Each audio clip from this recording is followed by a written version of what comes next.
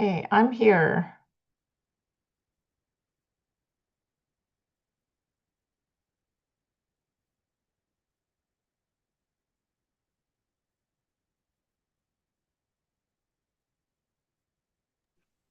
Good morning. We're glad to have you. Welcome to your first meeting. Thank you. Made it in. Thank Yay. Half the battle is done. Yeah.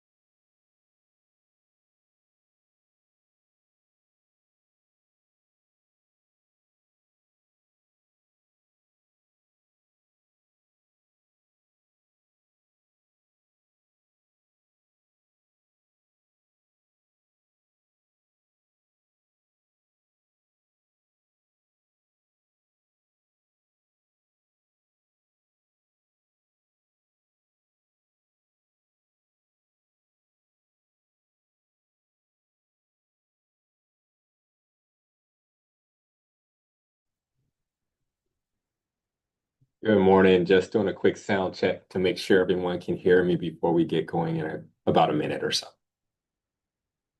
Thumbs up. Loud and clear. Good morning, Commissioner Matthews. All right, fantastic. Yes, sir. We'll get started in about a minute. Thanks. I think all of the commissioners have their cameras on. If not, please turn them on. Thank you.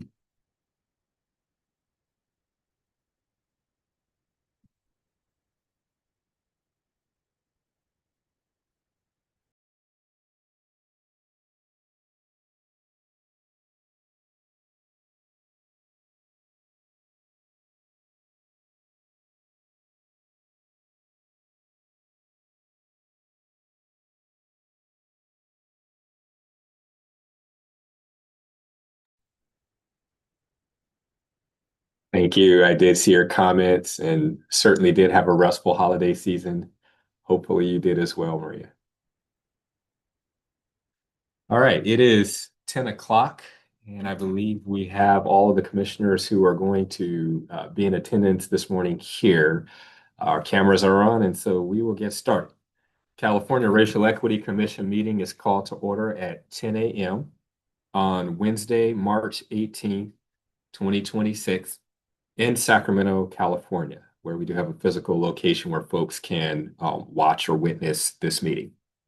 First, we will not meet quorum for this meeting. Therefore, no formal action will be taken today.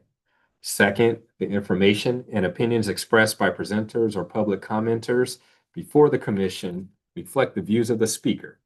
They do not necessarily represent the views of the commission or the governor's office of land use and climate innovation. Third, as a public advisory body, we allow public input at all meetings. However, we stand united with other Californians in condemning hate and recognizing the harm it causes. A hate act is a hostile expression or action committed in whole or in part because of a person's actual or perceived identity or identities, characteristics, including race, color, disability, religion, national origin, sexual orientation, or gender, including gender identity, and or because that person is part of a protected group. The rich diversity among our population in California is one of our state's greatest assets, and we are committed to supporting and protecting all people in California. As a reminder, if you are a victim or witness to hate, racism, or bullying, you can report the incident and receive free support through the California VS Hate Resource Line by calling 833-8-NO-HATE. That's no hate spelled out. Or visiting cavshate.org. We acknowledge with gratitude that the city of Sacramento is on the traditional and ancestral lands of the Nisenan, the Southern Maidu Valley and Plains Miwok, Patwin Wintun peoples, and the people of the Wilton Rancheria.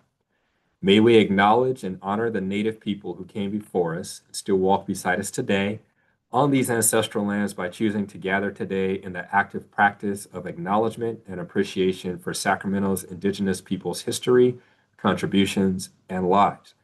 We are grateful for all the Indigenous people who continue to care for and remain interconnected with this land.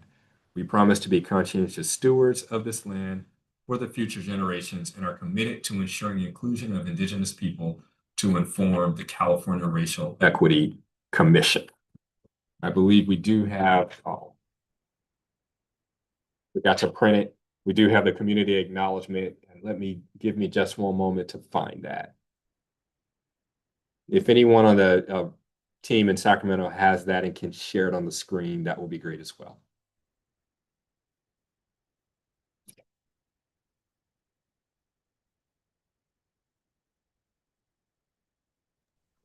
We will pull it up in just one moment. Thank you. Okay, sounds good.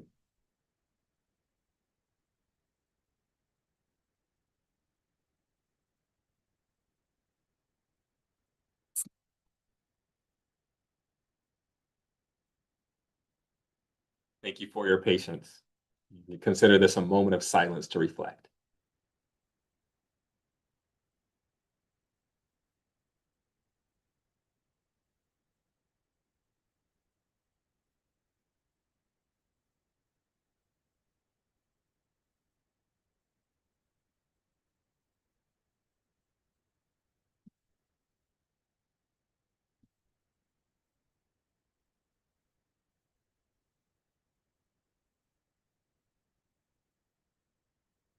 While we are waiting for that, I will move forward to agenda item 1C and we can come back to that one. I will provide a brief overview of the agenda for this commission meeting. Our agenda for this meeting covers 8 agenda items. We do have hard copies of the agenda and other relevant meeting materials, again, available at the physical meeting location at 1400 10th Street, room 103, Sacramento, California. If you would like to attend and pick some of those up, you're welcome to do so. Materials are also available online at racialequity.lci.ca.gov. So here is the public meeting agenda, and it is on your screen as well. So there will be a welcome call to order, public comment on matters not on the agenda. We'll go over the consent agenda from October 14th, 2025, and the December 17th, 2025 meeting minutes, bylaws and committee appointments, the Budget Equity Committee report, a memo on an Office of Racial Equity, and we'll have some discussion there. Then we'll take a short break. We'll have the chairman's report, a brief report that I'll share, a community engagement update. We'll have discussion and community engagement outreach proposed strategies that we'll discuss, and then next steps for staff action, and then we will adjourn. All right, and thank you so much. The community acknowledgement is in the chat, and so we'll go back to that in just a moment.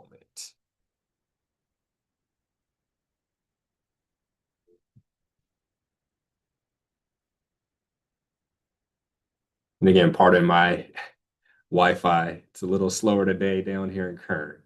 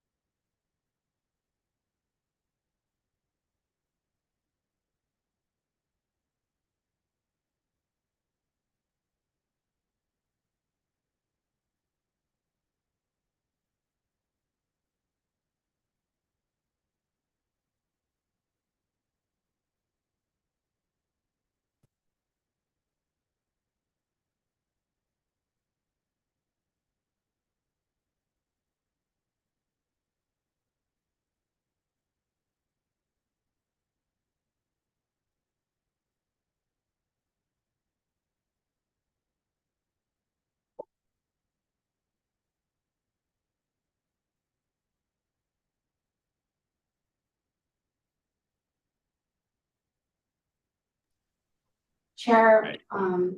Thank you. Matthews, would Yeah. you like one of us to read it for you? That's all right. It actually just came up, so thank you so much. Okay.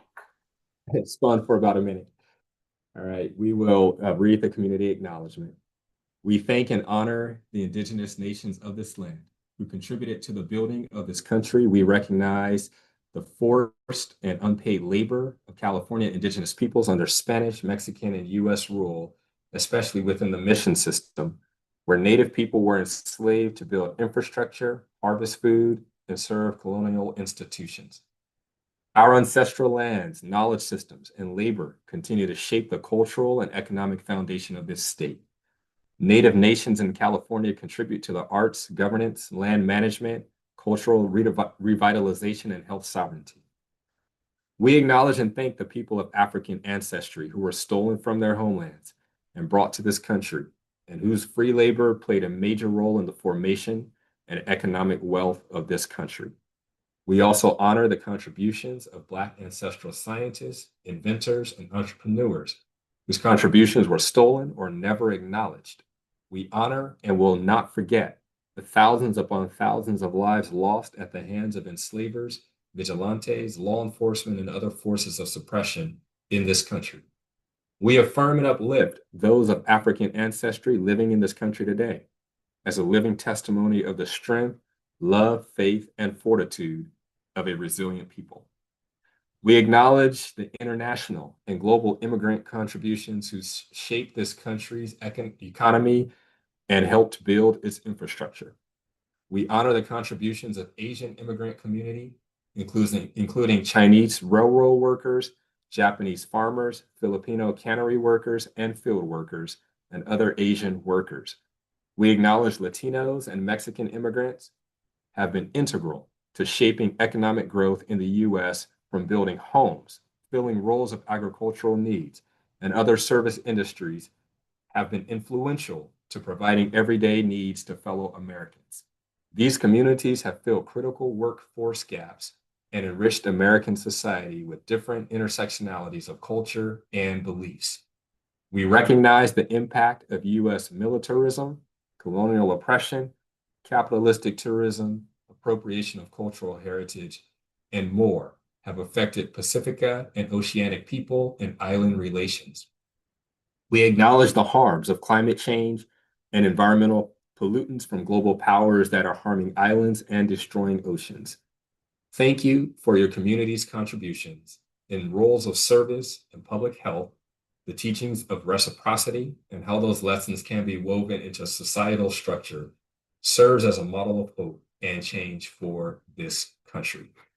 Again, let's take just a quick moment to reflect and give gratitude for all of our ancestors and those who have enhanced and influenced where we are today as a community and as a state.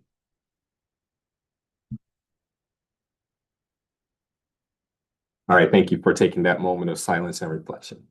We will move forward in the agenda to item 1D. We will now welcome any opening remarks from distinguished guests. Of course, I'm not aware of who is in the room online. And so if someone could help me, if there are distinguished guests, please verbally acknowledge and we will give them an opportunity to share words.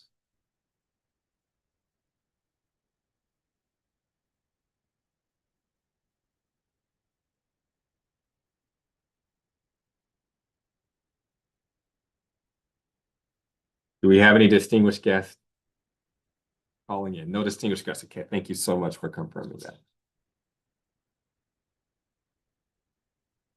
All right, we do always thank leaders for making the time to be here, either themselves or through their staff. We're appreciative of their support at this meeting of the Racial Equity Commission.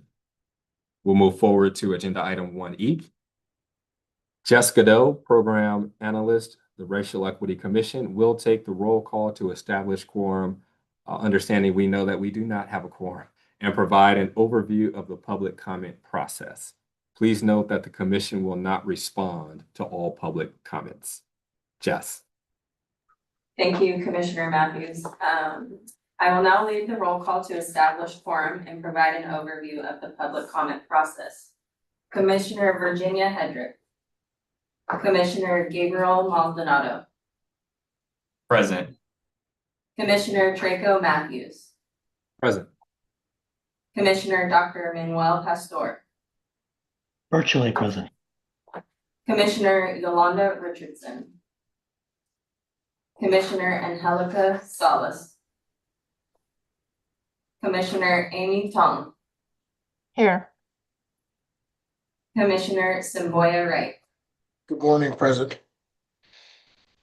Please note Commissioners Matthews, Wright, Maldonado, Pastor, and Tong are all following the teleconference rules for advisory bodies outlined under Government Code Section 1123.5, which allows members to participate remotely. Under this code, remote commissioners are required to remain on screen throughout the meeting if in attendance. We have 5 out of 8 commissioners here with us today. We are not at quorum, therefore no action will be taken during today's commission meeting. Thank you everyone for joining us today online. I'm here to provide guidance for the processes for this hybrid meeting, which I've designed with the intention of maximizing access by members of the public. For those joining the webinar online via Zoom or by phone, please note that your microphone is automatically muted when you join. To minimize the risk of background noise, you will not be able to unmute yourself. For those joining online via Zoom, please note that the webinar platform doesn't enable video for attendees, so we will not be able to see you. If you are in need of technical assistance during the meeting or have a question about the meeting process, there are a few ways to contact us. If you are online via Zoom, the best way is by using the Q&A function with several members of the Racial Equity Commission team monitoring it. If you joined by phone and you have access to email, please email racialequitycommission@lci.ca.gov. If you plan to make a public comment virtually, you must be online via Zoom, either through the webinar or phone option. To submit an online public comment form, visit racialequity.lci.ca.gov/meetings and complete the public comment form linked there. You'll need to complete a separate form for each item on which you wish to speak. You may complete a form at any time during the meeting. When the public comment period for your item opens, we will call on your name. When you hear your name, please raise your hand. To do this online in the Zoom webinar, click Raise Hand under the Participants menu. To raise your hand by phone, please press *9. When it is your turn to speak, a member of our team will unmute your microphone. If you are online, you will see a window pop up alerting you that the host is unmuting you. You will need to click the option to approve unmute. After that, you can begin your comment. If you are on via your phone, you will hear a recorded message alerting you that your line is unmuted. You can begin your comment once your line is unmuted. Each speaker will have a maximum of 2 minutes to make their remarks. Speakers requiring or using interpretation services are allotted 4 minutes to facilitate full participation. When you're online, you see a timer pop up on your screen. Please monitor that and wrap up your remarks accordingly. Whether you are online or on via phone, Chair Matthews or staff will notify you when your time is up. After that, we will mute your microphone. You do not need to take any additional action. If you are unable to complete the online form but would like to make a public comment, please email racialequitycommission@lci.ca.gov. Thank you. Back to you, Chair Matthews. All right, thank you so much, Jess. We will now take any public comments related to agenda item number 1, the welcome. Do we have any public comments, Jess? There are no public comments for this item. Back to you. Okay, thank you. We will move forward to agenda item number 2, public comment on matters not on the agenda.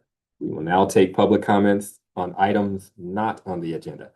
This is an opportunity to provide public comment on items not on the Racial Equity Commission's agenda for today. Public comment on items not on the agenda must be germane to the charge of the commission. Do we have any public comments on agenda item number 2? There are no public comments for this item. Okay. We will now transition to agenda item number 3, the consent agenda. Items for consent include approval of the October 14 and December 17, 2025 meeting minutes, bylaws, and committee appointments.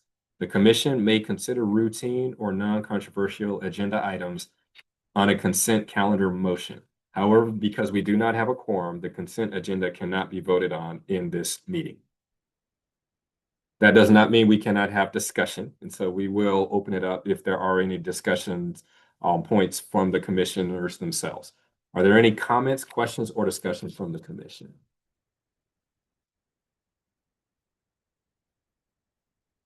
Seeing none, we'll move forward. All right, we will now take any public comment related to this agenda item, the consent agenda. Do we have any public comments? There are no public comments for this item. We are cruising right along. Moving forward to agenda item number 4. That is the Budget Equity Committee report. I will now pass it over to Commissioner Maldonado for his report. Well, thank you so much, Chair. So a few things. First, I wanted to just give gratitude because we are now coming off the culmination of the passage of our framework, and I just wanted to give gratitude to all of the staff, to my colleagues, those who are present and those who aren't, and to the public. As a committee chair, I've been reflecting on the different stakeholders, scholars, and experts that have participated in all of what contributed to our portion of the framework. So I just wanted to uplift 3 areas, and in accordance with our executive order, I wanted to just extend an offer to the Department of Finance to follow up on 3 key areas that I think may be of mutual interest and is certainly something that advocates would champion as central to budget equity. So the first one is around transparency, and that's the establishment of a public-facing digital budget dashboard, something that's clear, accessible, visualization, shows allocations and expenditures, kind of shows disaggregated data as well as summaries so that those that need to understand things at a micro level, but those that also need sort of a synthesis of the budget, we can use it to educate the public. The second one I call effectiveness, and this is around strengthening the processes of community input and engagement. I think what we found as a commission is that the community really knows, the people of California really know what they want. And surprisingly, they know how to get there. And sometimes they know how to get there better than us experts, allegedly, right? They often come with wiser and more insightful strategies that are being implemented at local levels. And I think that that needs to be sort of an ingrained part of the budget planning process, is community engagement and input. And then the third one is a budget equity index. I think even as we look outside of race as an indicator, there are quality of life and health indicators that are cross-cutting and really point to where disparities exist. And I think that if a budget equity index could be fully fleshed and adopted, then we might be able to have a much more accurate tool for being able to point to where our dollars should be allocated. So I just wanted to elevate those 3 areas that kind of came from our portion of the framework and invite Department of Finance to engage in further technical assistance. Thank you, Commissioner Maldonado. Yes, back to you, Chair. Thank you. Sounds good. Thank you so much. So before we open it up for public comment, are there any comments, questions, or discussion from fellow commissioners on the Budget Equity Committee report in the 3 areas that Commissioner Maldonado has elevated?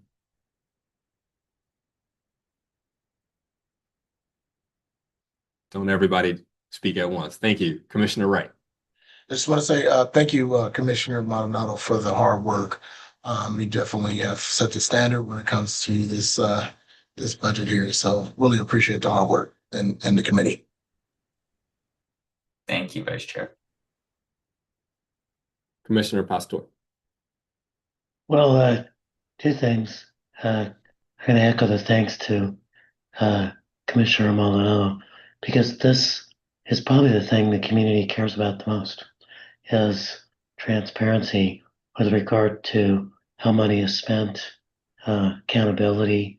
And so this work is the way in which I think racial equity actually gets achieved by state agencies.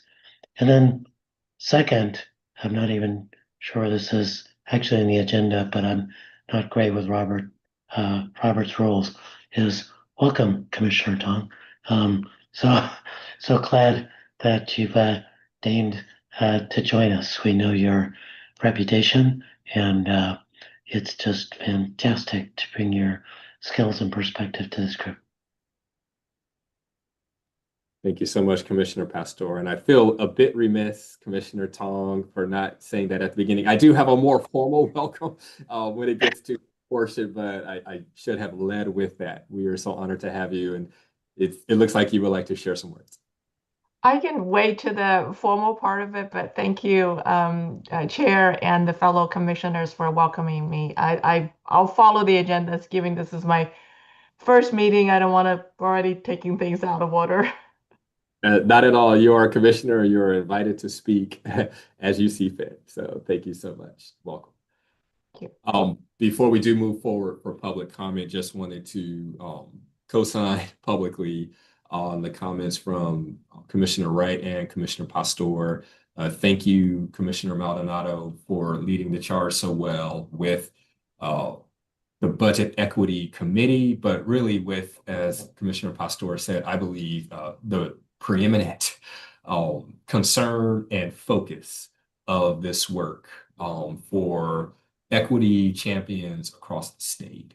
And I know that this framework provides a roadmap and an opportunity for folks to really lean into making things more transparent. That budget equity index is, I think, a game changer.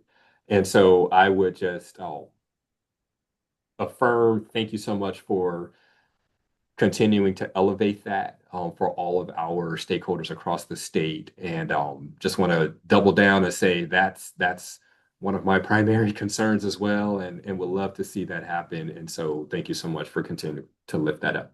You may share as well.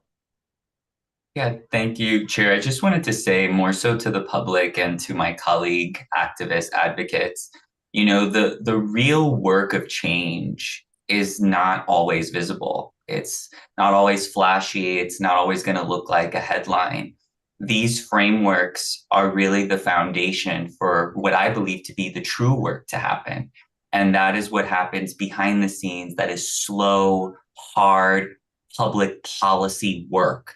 And I just hope that there's an encouragement from all my colleagues in the public that while this may not sound like something that's just like this sweeping transformation, that is not how society works. And it's very exciting that we've gotten here. And I just call to action to all of my colleagues that you should take this and use it as a tool to now do the hard work. So back to you, Chair, but thank you, colleagues.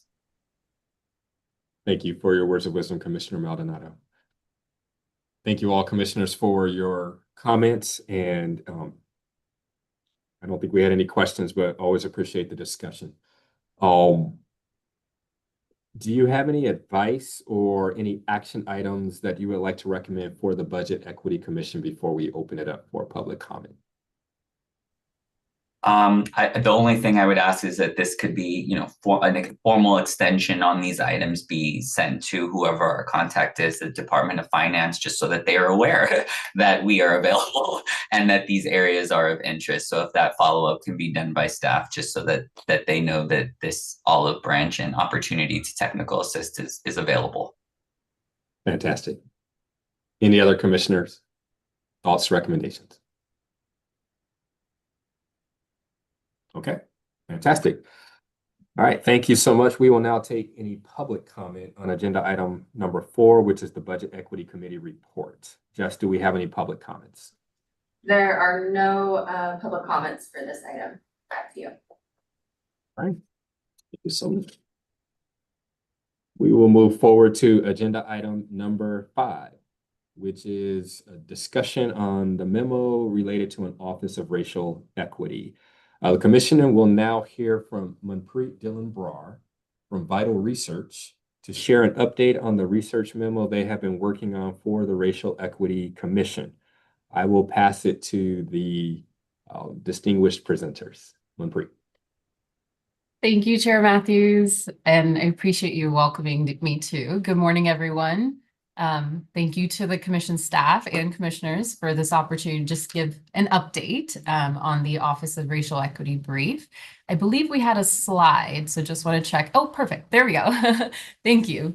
My name is Manpreet Dhillon-Brar, and I am a senior researcher at Vital Research. And since 2024, we've had the privilege of working closely with the commission staff and learning from the commission as a research and consulting partner.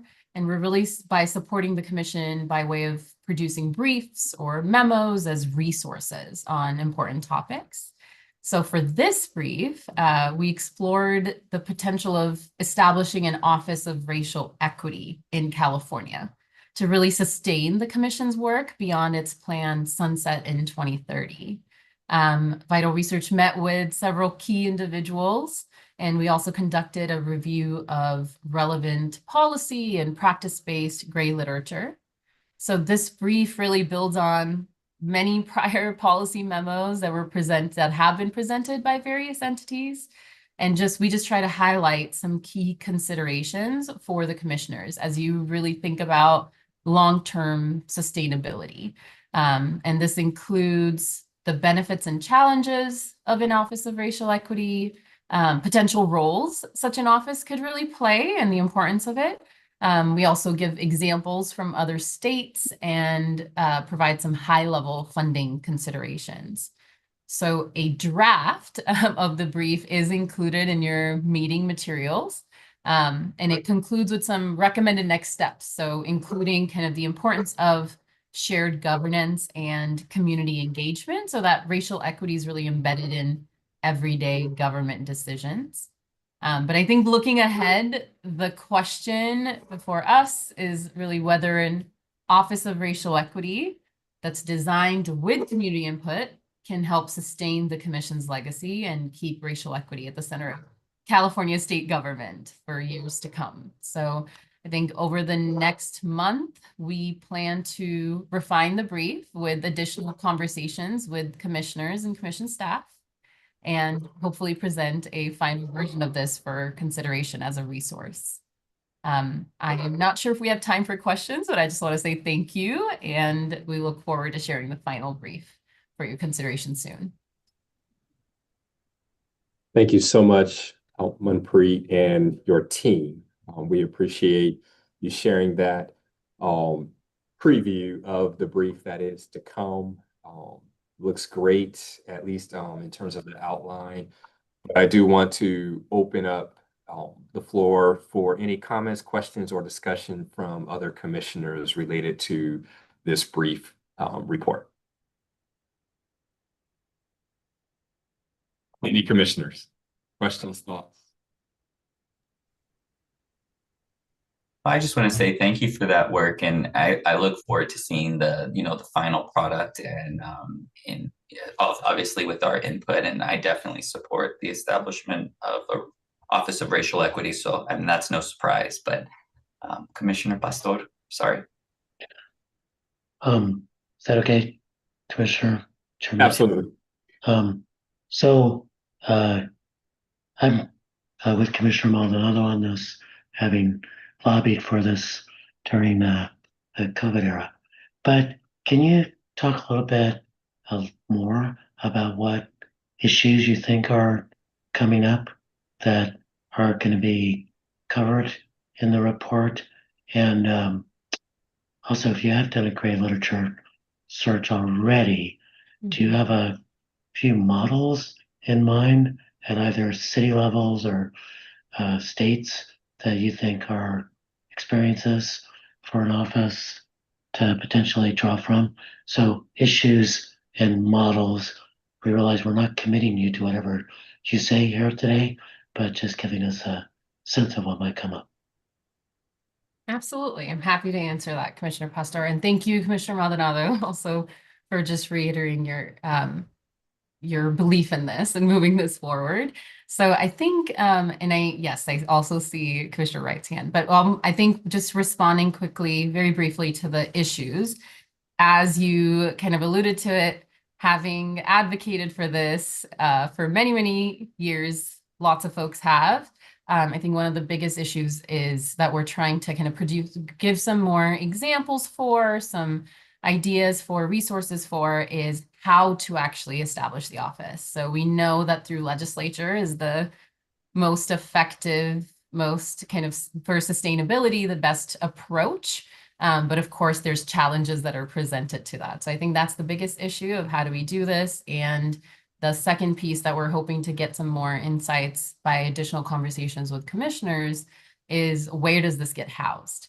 Because we do need this office to have some level of authority to hold kind of entities accountable. And how does that happen? Where does it happen within kind of the administration changes? So we're presenting some resources around that and what we think is the right approach, given examples from other states, but also some local jurisdictions. So Commissioner Pastor, we do include some examples and kind of case studies, approaches of other examples that we can learn from of how this has happened. And again, I think presenting some more evidence for why through legislature is the best approach. So I hope that answers both of your questions just a little bit. It does, and without putting a new commissioner on the spot, you may not have any questions yet, but I certainly hope, given Commissioner Tong's experience, that within state agencies, because the other part of this, aside from legislation that may need to occur, is how to make sure the Commissioner Tom, we've tried to consistently think about what adoption would be like within state agencies so that tools that get developed are easier to use, so that there's not bureaucratic resistance, not because people are not with the mission, but because there's just too much work already. So thinking about how to make things fit so that they can actually get used by good people of goodwill who work in state agencies has been a concern. And I'm sure the newest commissioner has some experience with that.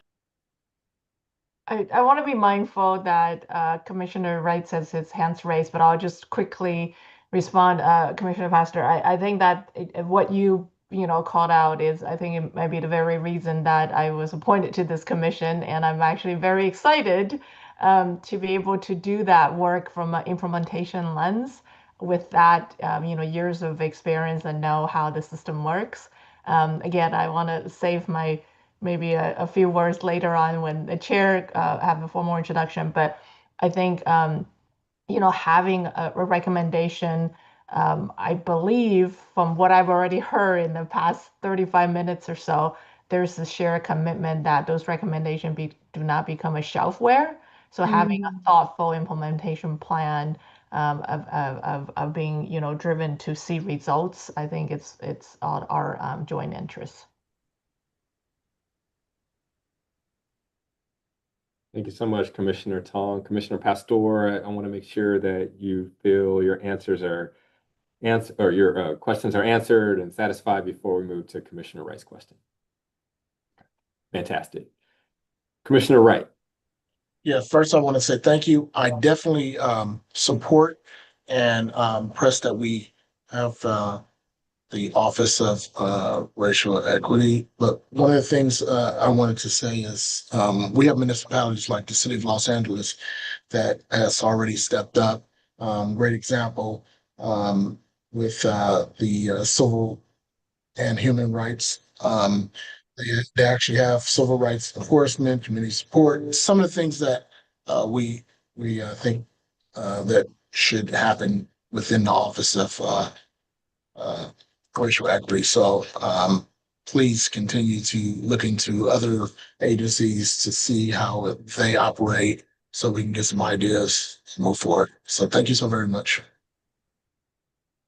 Absolutely. Thank you, Commissioner Wright. That is definitely, there are several examples that come up many, many times. And I think those are examples that we can learn from and continue kind of adding as resources. But I think the next step for us is we'll chat with additional commissioners, commission staff, hopefully to get some more insight, especially learning from Commissioner Tong from your background. And I think getting to a place where the commissioners and the commission can decide what's the recommendation, how do you move forward. So we're happy to keep digging and provide the resources that we can. I think I'll pass it back to Chair Matthews. I did have one question myself. Absolutely.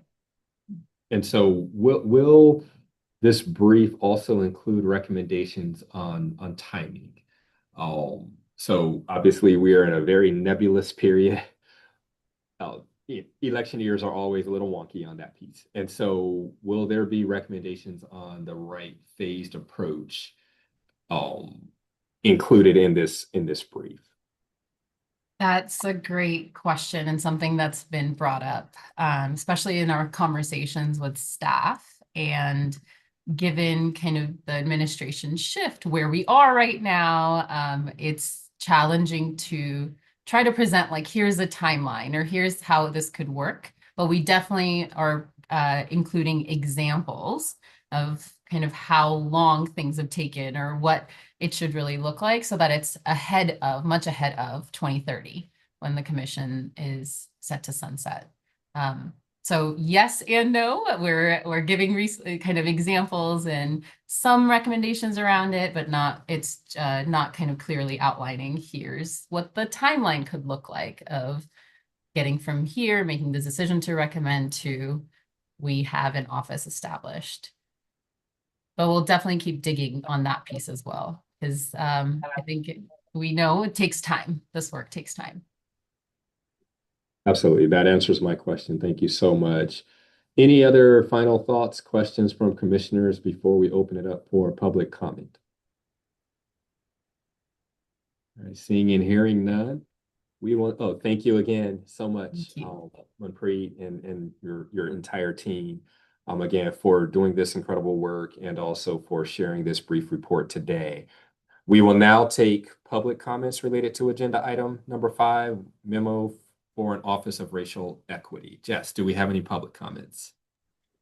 There are no public comments for this item. I pass it back to you. Okay, fantastic. So I think we can come to a consensus decision. We're scheduled next for a 10-minute break. We are also only 40 minutes into the hour, and so we could probably move forward to the last 3 agenda items without a break. If everyone is okay with that, just signal with a thumbs up. Fantastic. All right, we will move forward. We'll consider that 20-second question the break that we needed. We'll move forward to agenda item number 6, which is the chairman's report. That is me. And so I am honored, as I shared earlier, we get to this moment to share the recent appointment of Commissioner Amy Tong. In February, Commissioner Amy Tong of Elk Grove was appointed to the Racial Equity Commission by Governor Gavin Newsom. Amy comes with a wealth of experience, knowledge, and connections, all of which will be invaluable to our work here on the Racial Equity Commission. Her appointment did not require Senate approval. She brings decades of leadership and public service to the commission. And as Commissioner Pastor and everyone agrees, she is a welcome addition and will be invaluable to our commission. Most recently serving as a senior counselor to the governor, Amy has led major technology, operations, and innovation initiatives across California government, all focused on improving how government works for the people it serves. As a commissioner, Amy will help guide state and local governments in advancing racial equity and addressing disparities impacting historically underserved communities. Her expertise and commitment to effective people-centered governance will help ensure equity remains at the center of California's decision-making. We're excited to see the leadership and perspective she brings to the California Racial Equity Commission as it continues its important work across the state. And at this time, we would like to do a couple of things first. So I will ask if the commissioners will join me in just giving a virtual round of applause for the appointment of Commissioner Amy Tong, and then we will also open it up for Commissioner Tong to share a few words as she joins us for her first meeting. The floor is yours. Thank you. Thank you, Chair, and thank you, fellow commissioners, for the warm welcome. I just want to say I am ecstatic to be able to join you all. So much so, I was trying to figure out what I wear today. I literally wear the same thing as my picture, just so that you guys know that how excited I am on to present, the best being the first meeting that I'm joining. That said, you've heard of my, over 25 years of a career with the state of California, most recently as a senior counselor to the governor. But prior to this, I was the Secretary of Government Operation, where I'm sure that's where Commissioner Pastor was mentioning of many of our involvement and experience to make sure that the state of California is taking seriously in terms of applying, everything that we do from a service delivery to Californian aspect with the equity lens. And I know that when the Racial Equity Commission was being discussed to be established, I was at the early front of that involvement, and I'm very, very happy now that I have a chance to actually join the commission after I've left the state of California. Just gosh, I can't believe it's only been a month. So that said, I know I have a lot to learn, a lot to catch up, and because I've also heard there is a lot of great work that was done by this commission in just the past since its establishment. So please bear with me as I'm gonna do a lot of a catch-up reading and reaching out and talking to folks, not only the commissioner, but also those members of the community who have invested a lot. And just don't mind me if I've been, asking some very naive question as well as I'm coming up to speed. So that's all. Thank you so much for welcoming me, and I look forward to working with you all. Thank you so much for sharing those words, Commissioner Tong. I think I speak on behalf of all of the commissioners and the community in saying we look forward to working with you in moving the work of this commission forward. I'll be sure to share my contact information so that we can have follow-up conversations, and I'm sure you have questions for all of us. And so you are invited and encouraged to reach out and speak to any of the commissioners directly as you so desire. Commissioners, any other formal welcomes or thoughts that you'd like to share? Commissioner Ray. Welcome, welcome, and welcome. So thrilled to have you a part of this commission and bring in the knowledge that you have and experience. My goodness, it's an honor. So welcome aboard and looking forward to working with you. Yeah, I echo my colleagues. Welcome, Commissioner Tong. I'm just very excited because a lot of times when we have these conversations, they feel so theoretical, and I think you're going to be a grounding to telling us like how do these ideas and concepts of equity can practically show up in policy. So I'm excited to put teeth on an amazing framework. Thank you both. And I know Commissioner Pastor, you already shared, but if you would like to again. The only thing I will add is that I promise that I will look at my photo next time and make sure, that I also match it. Good choice. Fantastic. I know you did share in your comments, Commissioner Tong, that you have a lot to learn from us, but I know we also have a lot to learn from you as the commissioners have shared. And so again, we look forward to going on this journey towards greater equity for residents in the state of California. So thank you again so much for being willing to serve, and we look forward to the journey ahead. All right, I'll move forward with some staff updates that we have to share as well.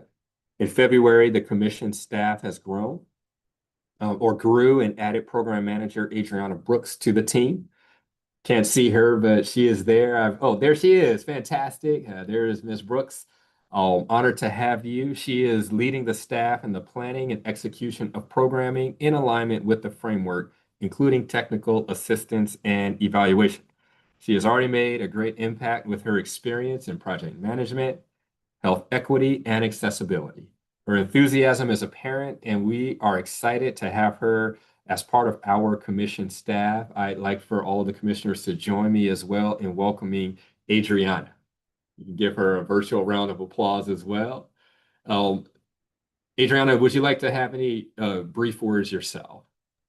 I'm just, echo.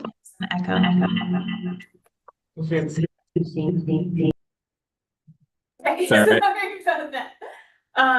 Yes, I'm so excited to be a part of this commission and this phenomenal group of people. I've had so many years in equity work. I was gonna tell you how many, but I changed my mind. So I'm just absolutely thrilled to bring my experience and continue growing in my career and doing this really critical work for Californians. The work we do is supremely important, and it's not just what I do for work, but what I do for life. So grateful to be surrounded by folks who feel and work in similar ways, but the same passion. So thank you so much. Well, thank you so much. I know that I personally have had an opportunity to have a conversation with you and to see just a little bit, tip of the iceberg in terms of some of the impact you've already had. And so looking forward to working alongside of you and having you as part of the commission staff. Any other commissioners? Commissioner Pastor.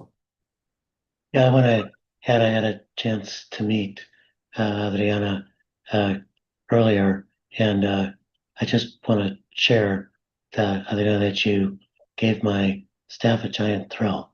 And the reason why is that we were talking about different data sources and that she thought were first rate. And one that she mentioned was the California Immigrant Data Portal, which she used consistently around language access and more detailed vision of immigrants.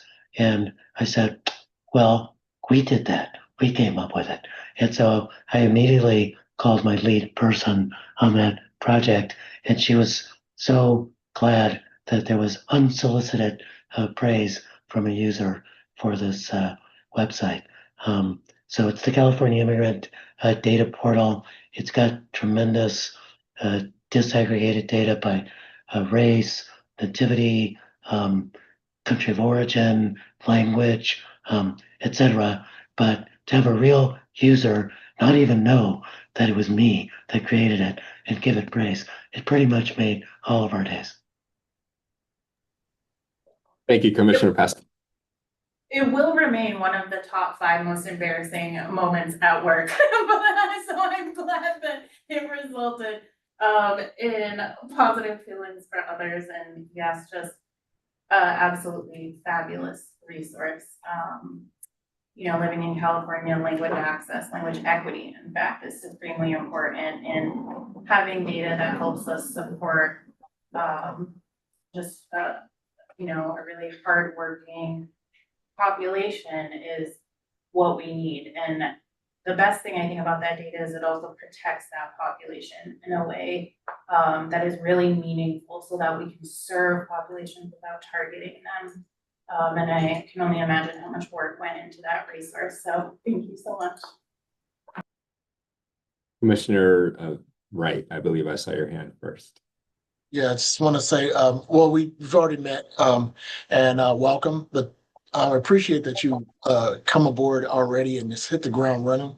And I can't wait to see the support and continuous of to make sure that we have continue our mission. So thank you so very much and for joining us. Thank you, Commissioner Wright. Commissioner Tom.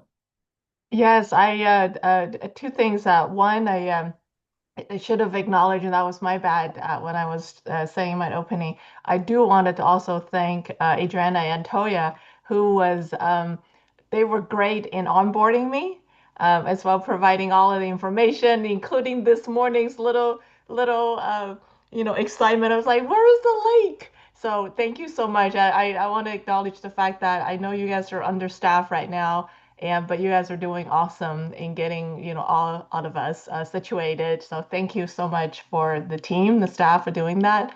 And then as Commissioner Pastor mentioned, the immigration or I should call it the immigrant portal. I just went on. I don't know if I should acknowledge that I was multitasking, but I just did go on to the immigrant data portal.org and check it out. I myself a first generation immigrant. So when it comes to language access and the support that will bring to the immigrant community, which English is not their first language, is tremendous. So that's another reason why I was very excited to be part of this commission. I know we get to focus on that as well. Thank you, Commissioner Tong. I saw you come off mute, Commissioner Maldonado. Yeah, I had just such an amazing conversation with Adriana and the team, and it's very exciting to bring new intellectual energy into the space. You can sense when there's new intellect in the space, and I really appreciate that and our brief conversation that we had. Awesome. Thank you so much. Any final words before we move forward? Adriana.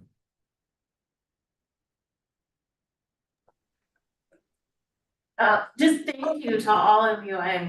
It was so fabulous meeting all of you, and I, as you know, have ideas for what we're gonna do next, and I am really excited for 2026. I woke up this morning just smiling and grateful that we're in California and we have phenomenal people to work with. We have resources to better understand and serve our communities.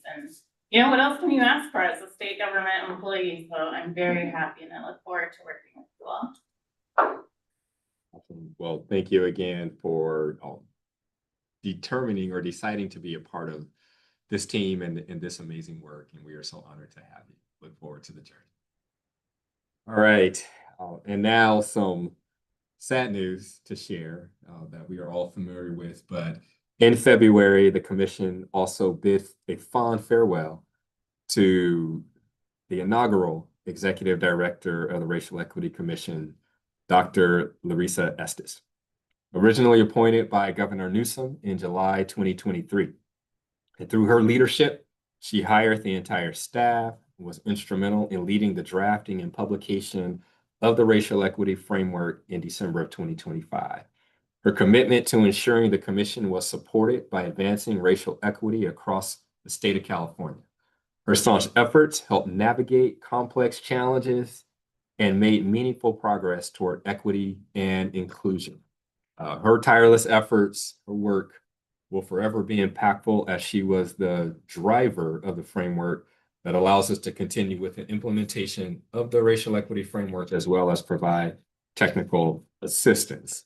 We could say a lot more and spend probably an hour talking about some of her great feats and exploits as the inaugural executive director, but I'll stop there with the bio and open it up to other commissioners if you would like to share brief remarks on the record regarding Dr. Estes' departure.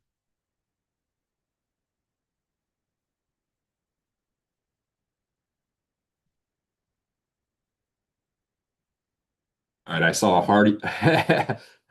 Anyone else? Doesn't have to be a lot. Yeah, I'll do some actual words in case you get the chance to read it. So we would not have done this without Dr. Estes. She's got to be the hardest working woman in California, at least over the last couple of years. The goals of finishing this, having it be intellectually rigorous and reputable, having it be comprehensive, having it have community voice, having it meet the legal standards that we also needed to meet with regard to the Prop 209 sort of guidelines about the way you can walk, talk, and utilize issues of race, and the way in which she responded and her staff responded to last minute suggestions on the framework to make it better was really high quality, tireless work. And she was actually also a fantastic organizer of us. I know all of you were subject to one-on-ones and two-on-twos. That is bringing two commissioners together with her so we can meet the legal standards of the state of California and at the same time be able to build up independent relationships. So we were blessed. She was an extraordinary intellect and an extraordinary leader and an extraordinary implementer. Thank you so much for those kind words. I know she will appreciate them, Commissioner Pastor. Commissioner Wright. I echo everything Commissioner Pastor said. I just want to say, so we won't be here all day or all night. She was the cornerstone of this commission. Thank you so very much for all of it. Thank you. Absolutely. I echo everybody, of course. Y'all know I had a special brother-sister relationship with Dr. E, and we always challenged each other, both in growing our thoughts and our ideas and also how we do this work. And so I considered her a mentor of many ways, watching her lead this commission. So she will be missed. Absolutely. Ditto to what everyone has said. And just for the record, she continues her work just in a different role. And the work that she did do was groundbreaking. And as everyone has said, it was brilliant, but also incredibly savvy and wise. And her effective work is what has brought us to this point today. And so honored to get to work with her. And I know that she will continue to cheer us on in her new chapter and new roles. All right, Commissioner Tong, I know that you do have to drop. And so we're almost there. But any final words before you do drop today?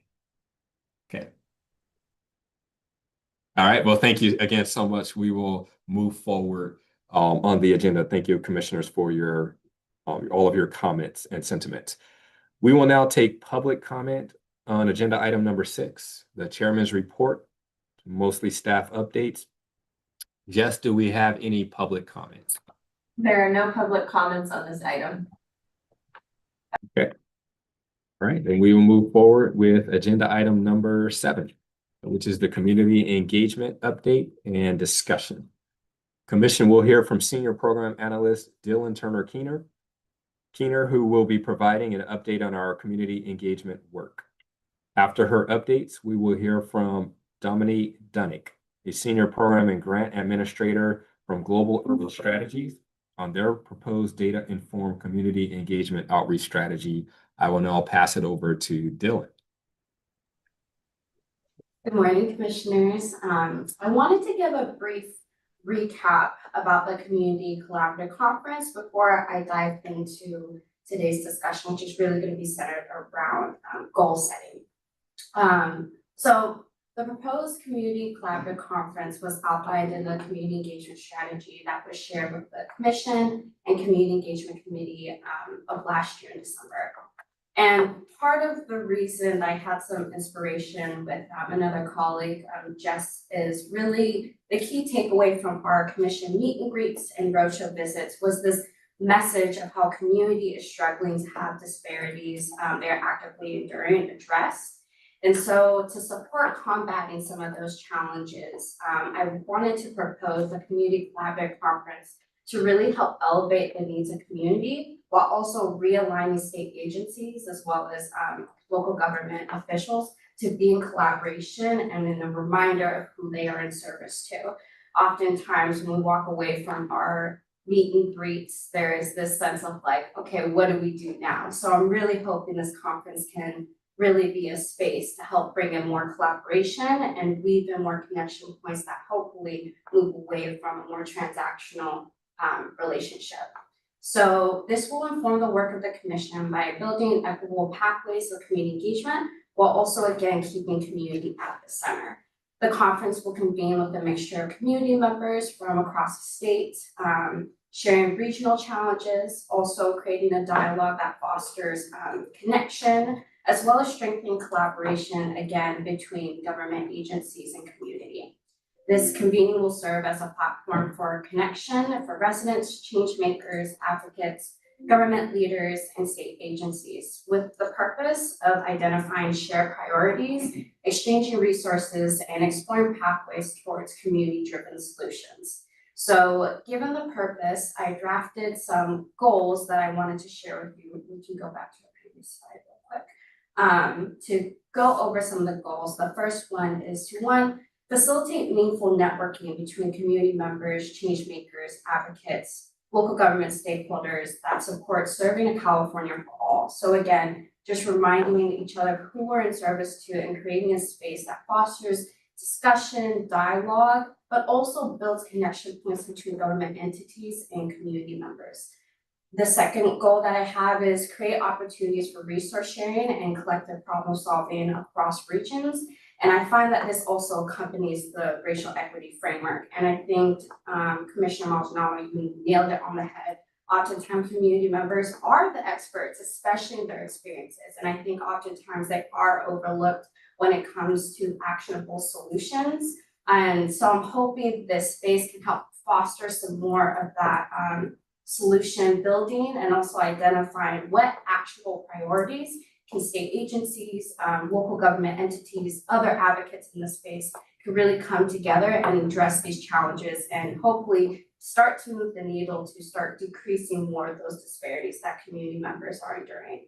And lastly, cultivate a collaborative space that encourages connection, partnership, and coordinated action as a form of our community engagement. So again, strengthening community engagement for not only us, but also other entities to really learn how they can enhance or establish new connections. Hopefully within that process, this will also build and encourage trust, establishing partnerships, and then having shared action and the collective goals of, again, who we are in service to.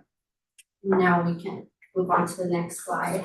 So I wanted to get y'all's feedback, commissioners, on how these goals align with the work of the commission and really receive feedback of areas of refinement. Also, if there's additional goals that you guys believe should be included in this conference that haven't been discussed.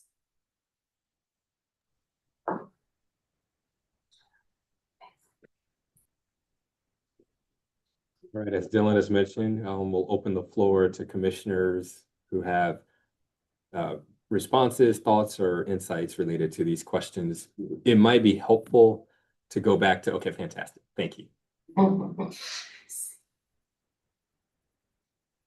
Dylan. Great job. I said goals and I got excited.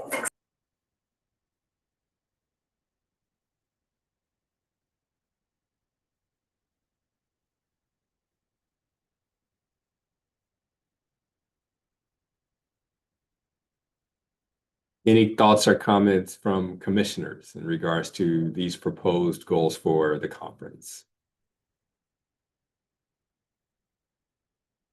Okay. Yeah, I think I feel good. I don't want to labor comments unnecessarily, but I think they were fleshed out cleanly. Commissioner Wright? Just engage, ditto. I mean, this is great. 100%.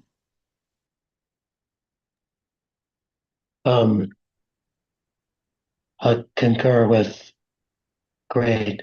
And Dylan, the one thing I hope this really also opens up is cross-regional communication so that people understand that the situation is very different in different parts of California.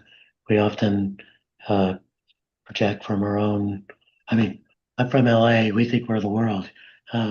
And then you move to the IE, you move to Imperial, you move to Fresno, Bakersfield, True North, and you see just how different the issues are, similar and different.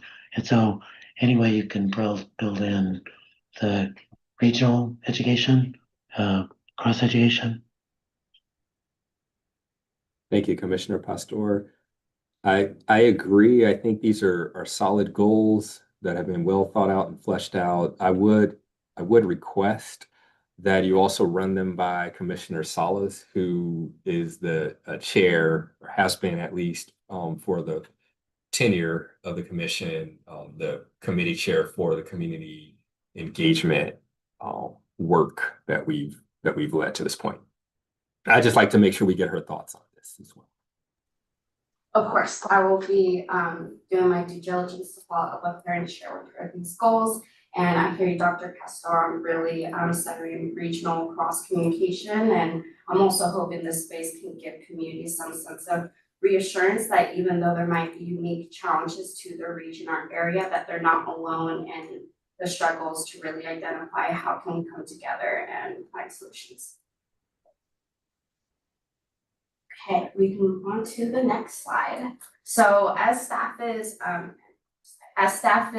planning for our upcoming engagement, it's important that we maintain an equity lens and approach, such as, so it can be in relation to our regional visits, meeting with special populations, as well as providing additional support to our community members to host our visits. Given this standard, I did want to acknowledge staff is working with a budget of $27,000. And I did want to note some of our previous engagements, specifically for Salinas, Antelope Valley, and Klamath, were close to about $15K for each location. And part of this broke down due to incentives, stipends, staff outreach was a significant one, childcare, as well as other elements. And I anticipate meet and greets that will be more costly, specifically for this year, will include Bishop and Klamath due to challenges of broadband inconsistencies, limitations of outreach being more physical, and these locations being in high rural areas. And the commission staff would really value any identified funding resources to support our community engagement efforts. If there are no funding sources that are shared with staff, it will limit the impact of our engagement for this year. So staff will have to consider either cutting back our meet and greet events, limiting the number of areas we travel to, or maintaining the quantity of engagement for each location this year, but with a smaller budget. I do believe meet and greets and engagements with community is critical, and it is important work of the commission, and staff in general is really looking forward to hearing any funding recommendations and feedback as well on how to proceed. Thank you so much, Dylan. And assuming that folks may not be prepared to share all of their ideas right now in the moment, who would be the point person if someone has a brilliant idea next week on funding? You can contact me. I can put my email in the chat again, but Christina, I'll put my email in the chat. That way I'll be available to receive funding resource recommendations. So I appreciate y'all's thoughts and take the time and follow up when you can. Is there also kind of an aggregate number that we're looking for? Could you repeat that one more time? Is there an aggregate number, a total amount that we're looking for to do this as envisioned? Yes, so I have a couple of options in my head already working with the current budget. Depending on whether or not we get additional funding sources, that will determine what area I'm leaning towards. One of the options is looking at more of a quarterly engagement, which is in alignment with our commission meetings. And then another one would be the same, having quarterly engagement, but with the addition of a visit up to Klamath. I think hearing y'all's feedback on how beneficial it was, really taking that into consideration, in addition to also having an invite from Stephanie to attend the Salmon Festival, especially since we learned about the purpose of the river and land back.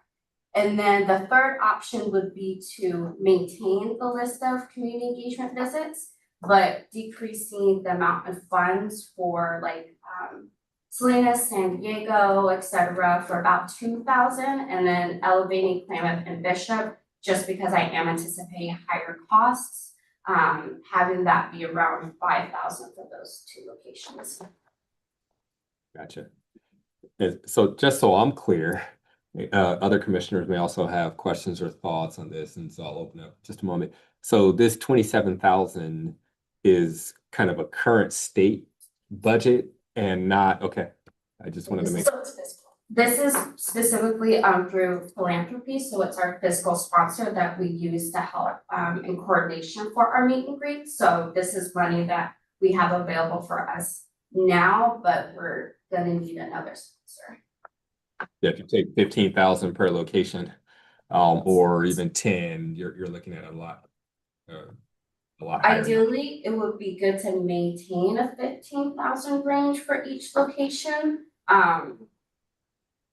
And that way we would be able to have a more like equitable engagement rather than just giving them only 2,000 and recognizing that's all they have to work with.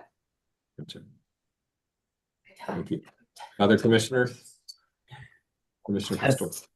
I have a question for Dylan looking at this, which is that there were also meet and greets. Maybe they are a different category. That one that happened in South LA that was hosted by Community Coalition, another in Delano, right at the first. Are those like they were a different category? They're not counted here somehow?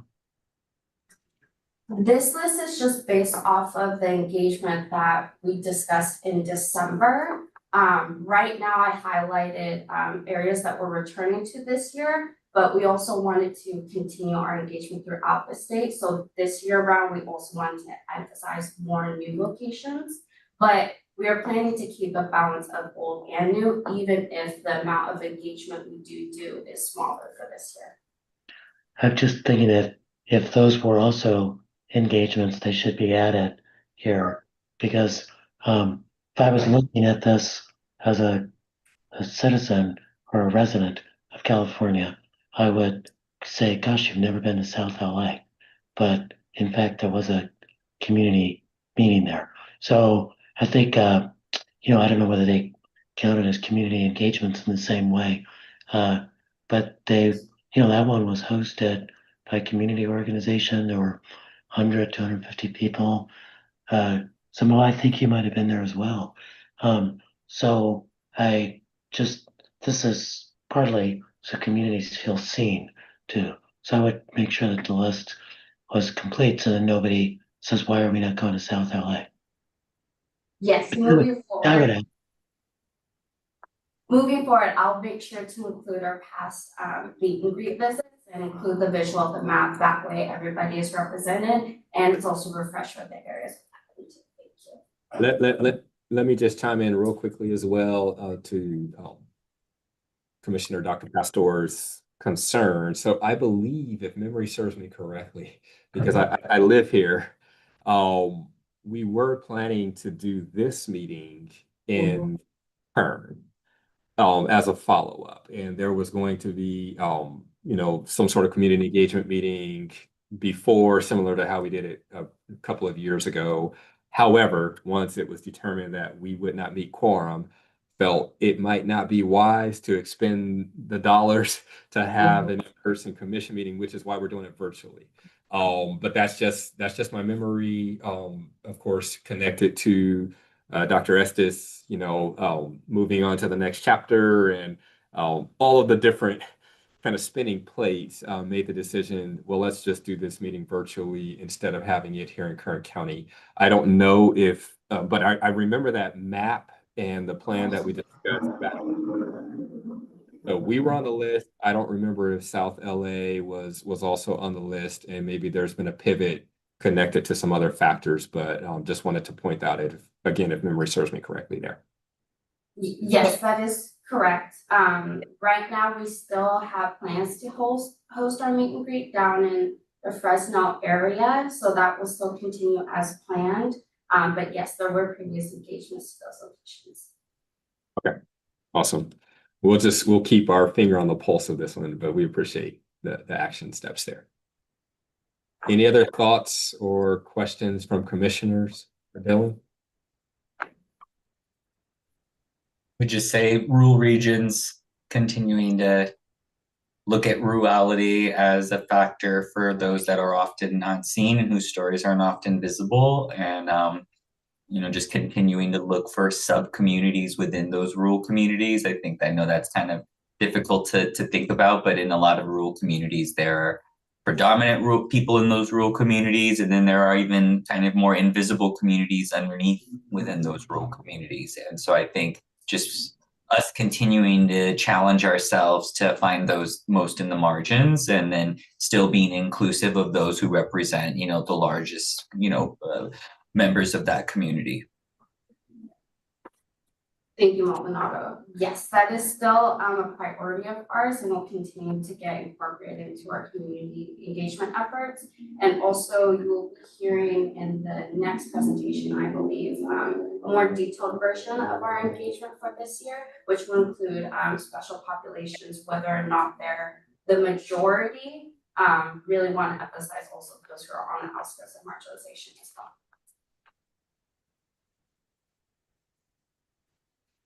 Good. I think you can proceed, Dylan, if there are no other questions.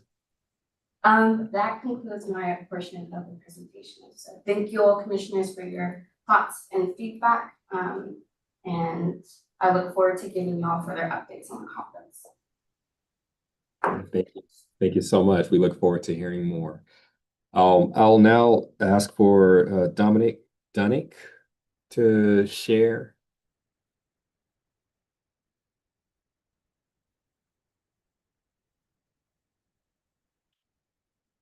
Oh, Hello, there you everybody. are. You there? The floor is yours. Thank you. I appreciate it. So once again, my name is Dominique Dunnick. I work with Global Urban Strategies. My team and I have had the privilege of being able to work with commission staff on the proposed 2026 Community Outreach Engagement Strategy. And let's see if I can go ahead and control the slides. So the All right, I'll go ahead and go back. Thank you very much. So the purpose of today's briefing is to present the proposed 2026 community engagement strategy and the operational model behind it. This strategy is designed to support statewide participation while allowing the commission to adapt it to local conditions. It's also a repeatable engagement model that the commission can use across engagement cycles.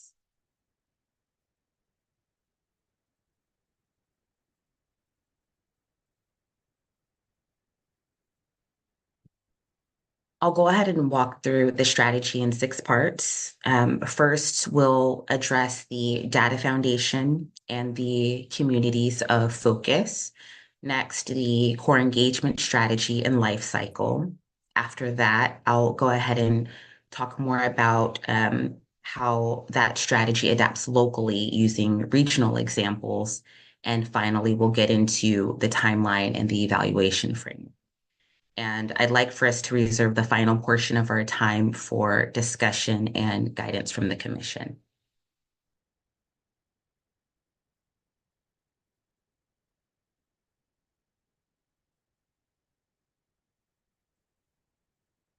At its core, the goal of the strategy is to create a two-way engagement pathway between the commission and Californians that build trust over time.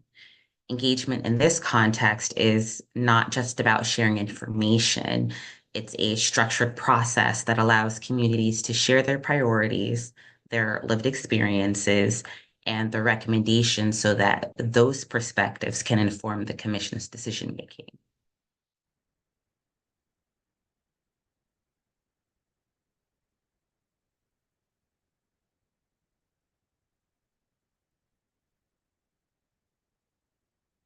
So our team developed community briefs that serve as the evidence base for this strategy. We analyze the demographic, linguistic, geographic, and service access data to inform each region's engagement design. This information helped determine who to prioritize, the most effective outreach channels, which local partners to activate, and what engagement supports like interpretation or accessibility may be needed. This helps us develop, it helped us develop a strategy that's not one size fits all for the most part, but it's tailored to each and every one of the communities that Dylan mentioned earlier.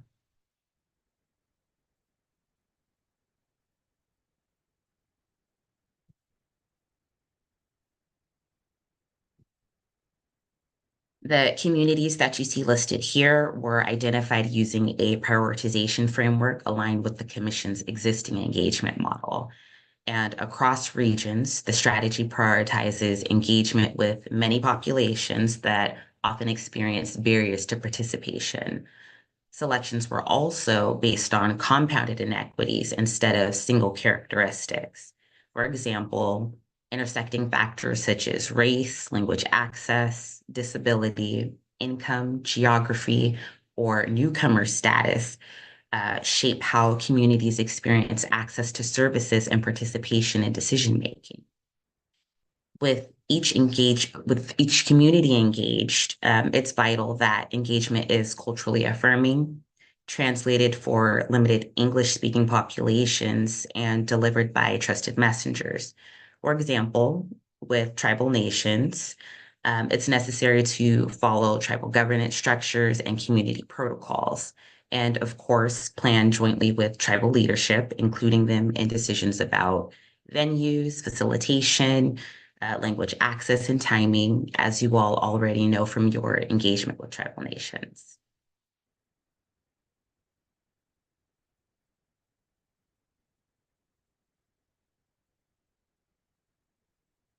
Now let's discuss the core engagement strategy, which establishes the statewide operating standard. I've broken this down into 6 components. So component 1 involves multimodal access, which emphasizes digital, low-tech, and in-person pathways. The second component involves co-implementation efforts with government entities, schools, libraries, clinics, transit agencies, and tribal programs. Next, we have language and accessibility, which are foundational requirements. The fourth component requires early activation of trusted messengers and supporting them with standardized toolkits and stipends if possible. You also want to make it easy for people to participate by providing childcare, transit support, flexible meeting options. And the last component anchors the strategy in a unified message framework. This framework emphasizes a clear purpose, a call to action, and a follow-up.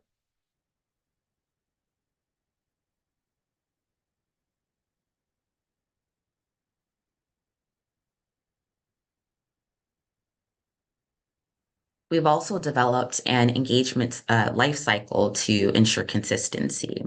So this is meant to guide staff on what to do before, during, and after the event.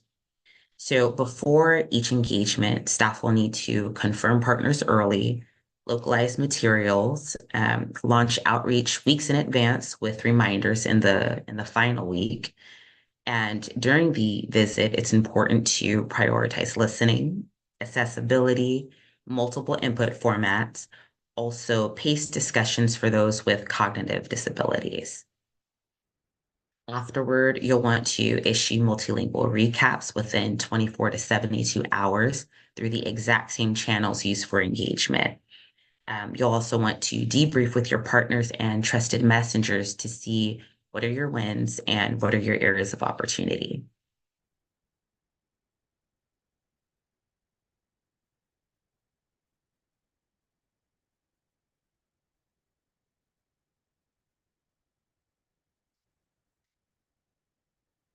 So standardized tools are additional components that make the strategy easily repeatable. It includes a trusted messenger toolkit with scripts, FAQs, templates, flyers, language access and accessibility checklists, neighborhood targeting templates, lifecycle workflows like the before, during, and after visit responsibilities, and recap templates with a you said, we heard, and we're doing structure. You'll also want to supplement this with an event readiness checklist. And when using all of these components together, it would pretty much help with the repeatability process and allow for local adaptation.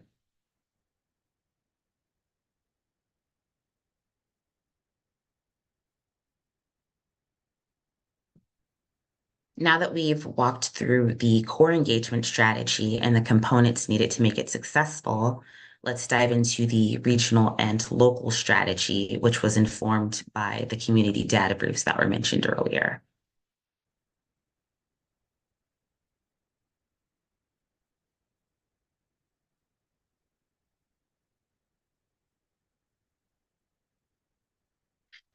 The regional strategy is the localized execution layer of the core model. For example, for low-density regional engagement, the strategy takes into account the fact that Bishop is a small city that functions as a regional service hub, drawing residents from a wide catchment area. It also considers areas like Antelope Valley that present a related but distinct condition, which is distance. Although Antelope Valley has urban centers, travel and unincorporated areas are what shape access. This extends further with Klamath, where low-density tribal governance and rural isolation require a relationship-based approach that adheres to cultural protocol. In all three regions, geography is what shapes participation, but the engagement response must change with context.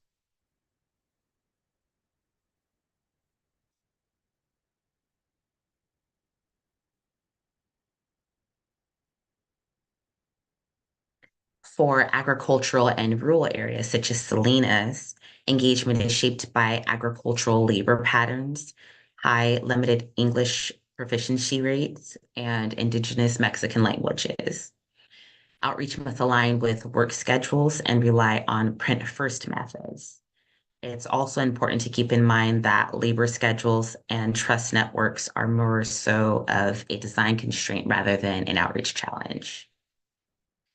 The County of Madera is more of a service-anchored rural environment where outreach hubs include schools, clinics, food distribution, and churches.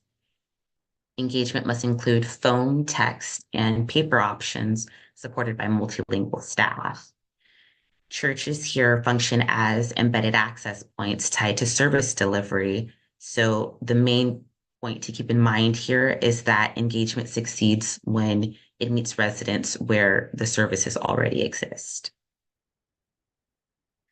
For Sonoma County, it operates across urban, agricultural, and rural systems. And because of this, Sonoma requires multiple outreach systems.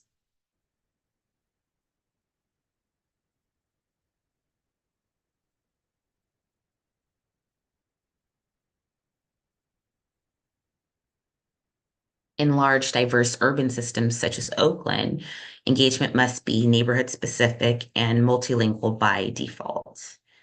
Credibility will depend on trusted messengers and a clear acknowledgement of historical harms. Engagement must also demonstrate how community input influences outcomes. For Fresno County, it requires hyperlocal tailoring and not countywide across distinct cultural and linguistic communities. Faith-based outreach varies by tradition, and one-size-fits-all approaches often fail here. When it comes to San Diego, it's important to engage neighborhood, faith, school, and LGBTQIA plus systems. Engagement succeeds when these infrastructures are activated together rather than independently.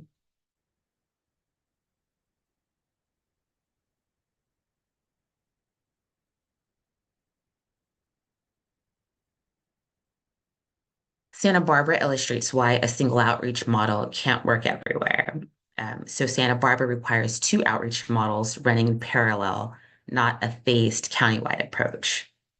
So when it comes to the North County, engagement is shaped by agricultural schedules, limited broadband, and Indigenous language needs requiring print-first, place-based outreach.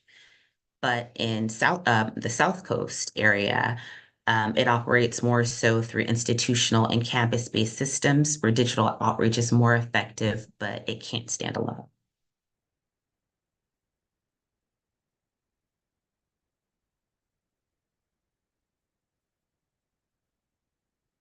Now that we've discussed the core engagement strategy and the local and regional strategy, let's briefly review the proposed timeline. So the timeline proceeds in 3 phases, which is mobilization, public release, and ongoing evaluation. For phase 1, it primarily focuses on partner readiness and shared expectations. For phase 2, it focuses on launching coordinated outreach through state and community channels. In phase 3, it primarily emphasizes continuous refinement based on performance data. And of course, this is something that staff can modify based on location and needs.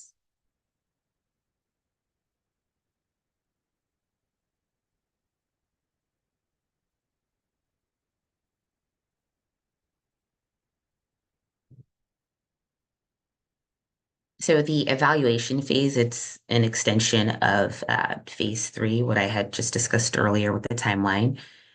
So the evaluation phase of the timeline combines the quantitative metrics such as reach, attendance, and engagement with qualitative partner feedback. Performance should be reviewed regularly to inform mid-course adjustments. And the ultimate goal here is to measure reach while improving equity, trust, and the quality of participation over time.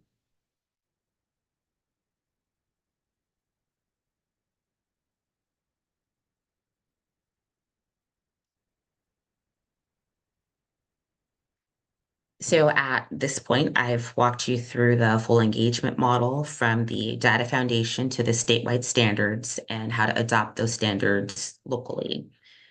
This strategy is intentionally complete from an operational standpoint, but what we're seeking at this point is your guidance before adoption, specifically on where you want to place emphasis and where refinements would add the most value. The questions that you see on the slide are primarily designed to surface those priorities so that the strategy aligns with how the commission operates and makes decisions and measures success. So for question one, should engagement prioritize broader reach or deeper participation? And how should that preference guide decisions in rural and frontier communities where engagement typically requires more resources but results in smaller participant numbers? I don't know if we need to take a beat here for everyone to absorb what I just said, but So, I can repeat it if you'd like. no, thank you, Dominique. I'm wondering if, because there are just three of us here remaining, it might make sense to kind of take all of the questions at once and just see if any of the commissioners, Commissioner Wright, Commissioner Pastor, if they have any overarching thoughts, feedback, or questions. And then I'm also cognizant that this is a very detailed, thorough engagement strategy. It looks great.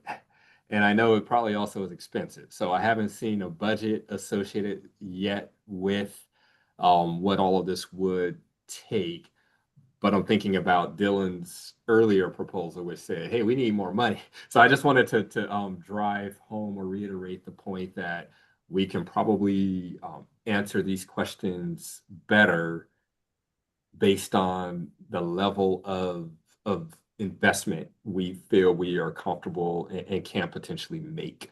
So just wanted to open it up for the commissioners. If you have thoughts, want to answer any of these questions that we can see here, and just have some discussion or dialogue there. Does that work for you, Dominique? Yes, that works. Okay. And Dylan, if you don't mind too, just coming back on camera, because we may have some questions for you associated with this discussion as well. Commissioners, your thoughts. So I'll add a few. First, Dominique, I'm very impressed by the overall model, but particularly a lot of the nuances around the different regions. And so congratulations on that. The one that I would add that didn't come up is in San Diego has a very significant presence of Black immigrants. And I think sometimes we think about doing immigrant outreach and Black outreach in distinctive channels, when that's also true in the Bay Area and other parts of the state, but it's particularly true in San Diego that there's a big Black immigrant presence. We did a project for the Black Freedom Fund, which is basically the state of Black California, but it's really a state of Black California regions. So we could provide that. It might be helpful. And it lifts up that I think one metric is kind of between this broader reach and deeper participation. It's a participation of people who might not otherwise participate. So people who generally wouldn't respond, I think would be a goal. And then I would certainly be interested in certain regions, particularly Bishop, trying to make sure that there are white community participants as well, who maybe could be brought into the conversation around racial equity, particularly when there's such a large part of those demographics of those areas. But very impressed by the overall model and the nuance of each particular region. I felt like I just got a great tour of California.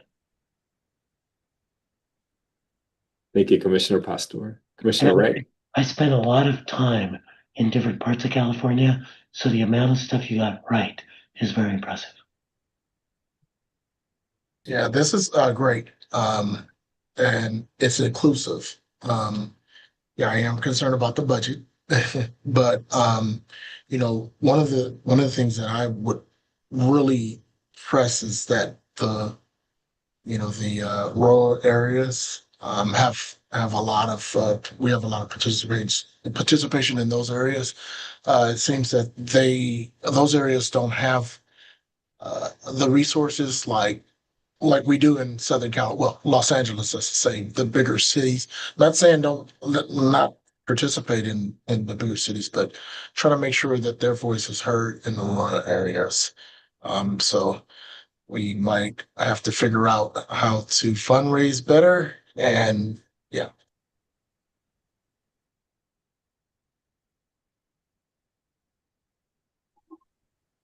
Any comments, Dominique or Dylan?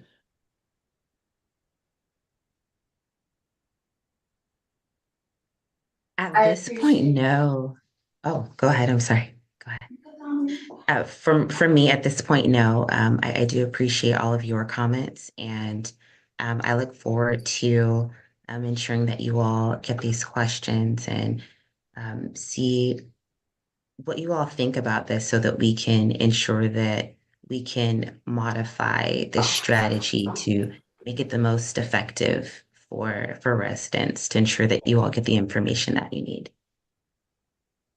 One thing I would add to this, for Commissioner Wright in particular, is that one of the kinds of organizations that in almost every one of these areas actually has multiracial membership is our labor unions.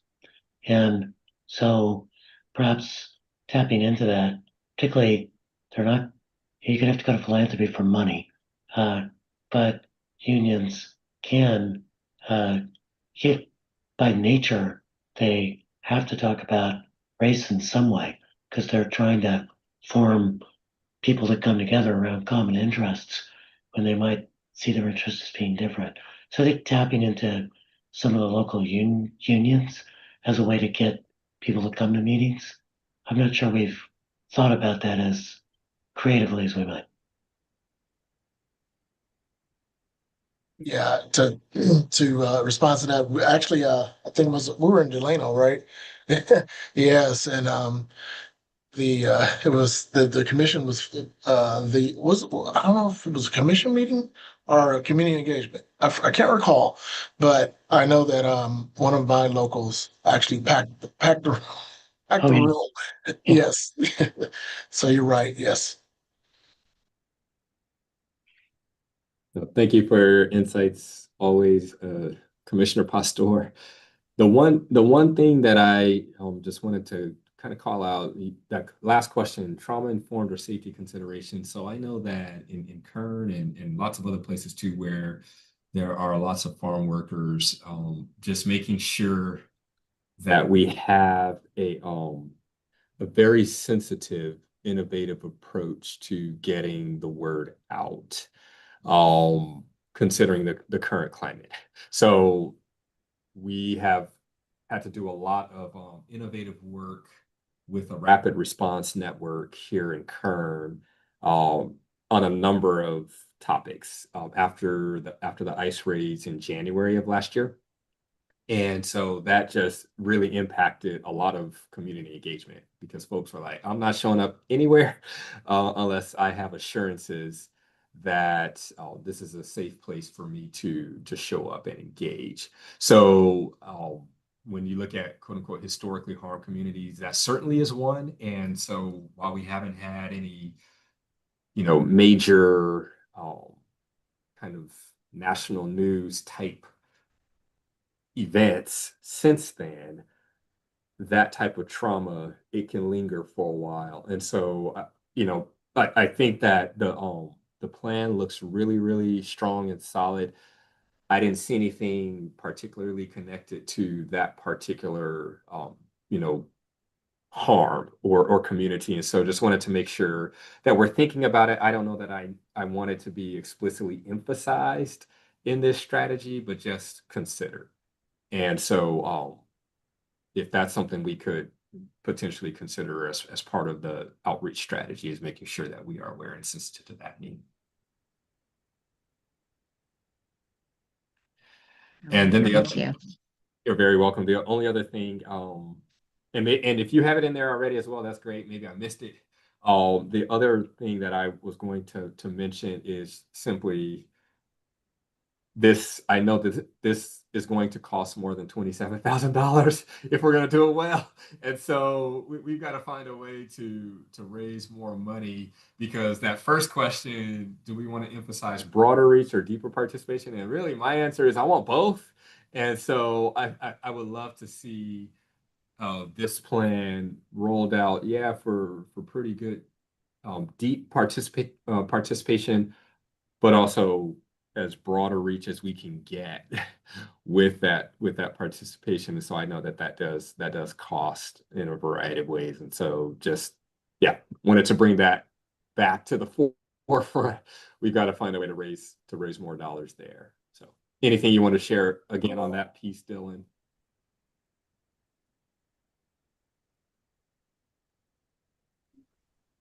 Did you say my name, Yeah, Chair yeah. Matthews? I did, yes. Thank 'Cause you. I know that you're driving some budgetary planning on that front. Yeah, so you hit the nail on the head as well, like this detailed information, thank you, Dominique, again, like I really hope informs y'all on why we're definitely needing an increase in funds, especially if we want to execute a lovely strategy that the Global Urban Strategies team has developed. That way we can have deeper saturation, more intentional engagement, and again, making sure that we're able to reach those rural areas that I believe Commissioner Maldonado raised up. So we're looking forward to follow-ups, y'all. Good. All right. Any final thoughts or comments, Dominique? No, not at this time. I just want to thank everyone for allowing me the space and time to discuss this, and we're looking forward to it. So thank you very much. I think I speak on behalf of all of the commissioners when I say thank you again so much for such a detailed and robust strategy. It looks phenomenal. And so thank you for your time as well. All right. Thank you both for providing an update on the commission's upcoming community engagement work. Any final comments, questions, or discussion from the commission before we move forward for public comment?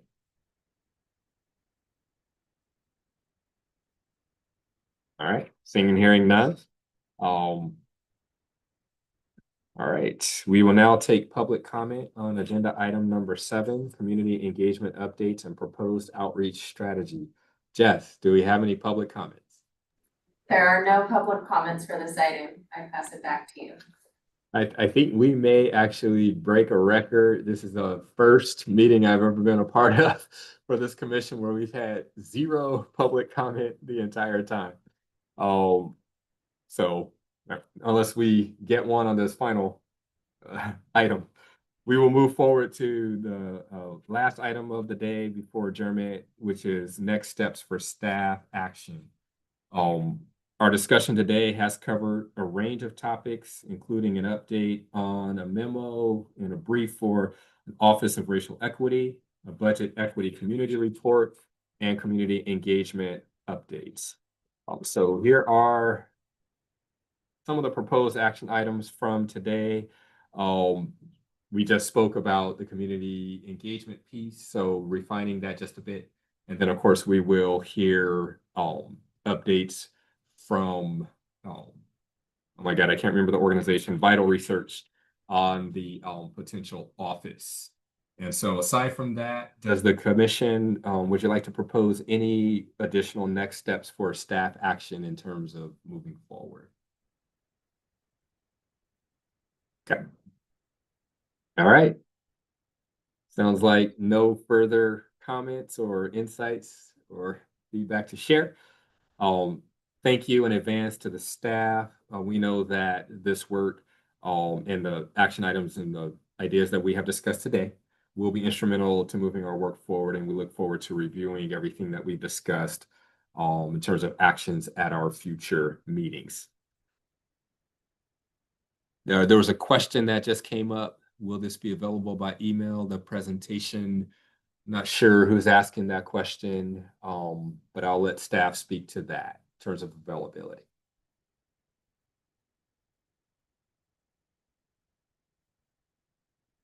Would that be Dylan or Adriana on the email presentations? I'm assuming that they're asking for possibly the recent or the most recent presentation that we just discussed about community engagement, or possibly the presentation from Vital Research. Okay, thank you so much, Adriana. So if you do go to our website, racialequity.lci.ca.gov, you will be able to find the meeting materials on our website. Thank you. All right. That does bring us to meeting adjournment. May we adjourn the meeting by common consent? All I right, see let's legs shaking. All right, fantastic. All right, well, thank you all. Was there a comment? Okay. Thank you to the Racial Equity Commission staff. Again, welcome, Adriana. Appreciate your work and impact already, even in this meeting. Commissioners and the public for joining us today. The Racial Equity Commission is scheduled to convene again on July, sometime that month. The date is TBD, 2026. The meeting will be accessibly virtual, or virtually accessible and in person in San Diego. And with that, we are adjourned just a few minutes early at 11:50 a.m. Wishing everyone a great rest of your day and a wonderful spring. Take care.